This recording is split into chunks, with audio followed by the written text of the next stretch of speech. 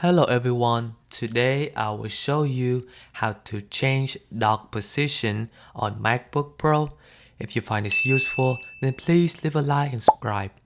So as you can see right now, my dock is on at the bottom of the screen, but for some people, they might want it to be on the right side or maybe on the left side. So in order to do that, you need to go to Apple icon at the top left. Click on System Settings. It should pop up this window. What you want to go is you want to go to Desktop and Dock and click on Position on Screen. Click either from the left or from the right. Let's say I want it to be on the right. So now my dock should be on the right side. And that is how you can change dock position on MacBook.